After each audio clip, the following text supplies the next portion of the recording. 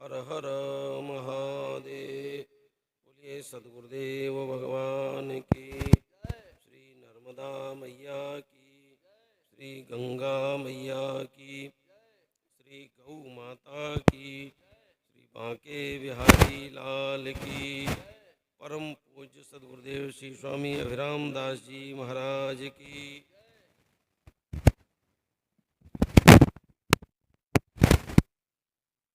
प्रभु तरुतर कपिडार पर किए आप समान।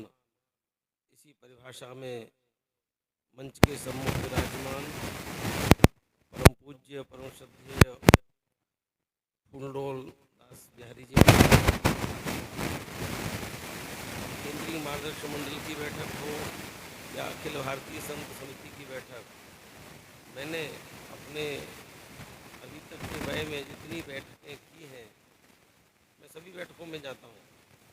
आज तक किसी बैठक में महाराज जी की अनुपस्थिति नहीं हुई। ऐसे पूज्य महाराज जी को सादर प्रणाम। मंच पर विराजमान सभी परम श्रद्धेय परम पूज्य संतों के पावन चरणों में सादर वंदन। मंच मंत्री सोहम आश्रम के परम श्रद्धेय श्री स्वामी जी और जिनकी श्रद्धांजलि सभा में आज हम आप सब उपस्थित हैं, ऐसे परम पूज्य परम श्रद्धेय पूज्य महाराज श्री जिन दो रत्नों को हमें और आपको दे के गए हैं। वैसे उनके शिष्य तो बहुत हैं, लेकिन वर्तमान में जो दो रत्न हमें और आपको प्राप्त है, बल्कि ये कहूँ कि परम पूज्य महाराज श्री स्वयं उन दोनों के अंदर में विराजमान हो गए हैं। ऐसे परम पूज्य परम श्रद्धेय प्रीतम दास जी महाराज, परम पूज्य परम श्रद्धेय राम शरण दास जी महाराज प्रज्ञा चक्षु जी, दोनों को सादर वंदन। पूज्य महाराज श्री की भक्त मंडली जो सम्मुख विराजमान है, श्री वृंदावन धाम के परम पूज्य सभी संत वृंद, सभी को सादर वंदन। हमारे मैनपुरी में दैवी संपद मंडल का जो प्रधान केंद्र एक कृष्णानंद आश्रम है, उसका जो एक कृष्णानंद संस्कृत महाविद्यालय प्रारंभ हुआ, उस विद्यालय के प्रथम विद्यार्थी हमारे महाराज जी रहे। और हमारे गुरुदेव का कोई ऐसा यज्ञ नहीं हुआ जो महाराज श्री की अनुपस्थिति में रहा हो। हमारे गुरु जी के साथ पूज्य महाराज जी का जो सख्य भाव रहा, मंच से दोनों महापुरुष कहा करते थे, हमारे गुरुदेव कहा करते थे कि महाराज जी हमारे देवी संपद मंडल के स्तंभ हैं, और पूज्य महाराज जी कहा करते थे कि मैं तो देवी संपद मंडल का ही महात्मा हूँ। देखने में तो दो परंपराएं दिखाई देती थी, एक सन्यासी परंपरा और एक वैष्णव परंपरा, लेकिन ये दोनों परंपराएं एक जगह पर मिल जाती थी जब दोनों महापुरुष एक स्थान पर विराजते थे, हमारे गुरुदेव और पूज्य महाराज श्री। जूनागढ़ अभी कुछ वर्षों से महाराज जी ने अपना परमानेंट निवास बना लिया था, लेकिन इससे पूर्व महाराज श्री का शरीर जब तक स्वस्थ रहा तब तक पूरे भारतवर्ष में मुझे लगता है मैंने ऐसा कोई मंच नहीं देखा, आध्यात्मिक मंच, जिस मंच पर पूज्य महाराज श्री की उपस्थिति न रही हो।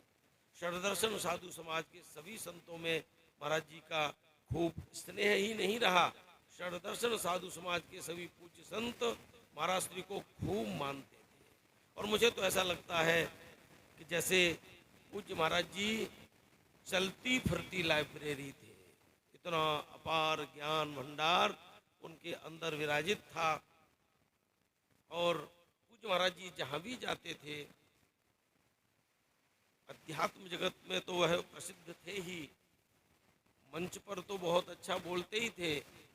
जहाँ जिस स्थान पर रुकते थे वहाँ के स्कूल और कॉलेजों में जरूर महाराज जी संपर्क करते थे और प्रयास करते थे कि महाराज जी का प्रवचन उन नौनिहाल बच्चों के मध्य भी हो, उन किशोर वय के बच्चों के मध्य भी हो। पूज्य महाराज जी कहा करते थे कि जब तक अध्यात्म का संस्कार इन विद्यार्थियों के अंदर नहीं जाएगा, तब तक हमारा अध्यात्म सर्वत्र नहीं जा सकता। पूज्य महाराज जी ने जो अपने जीवन काल में अध्यात्म का प्रचार प्रसार किया।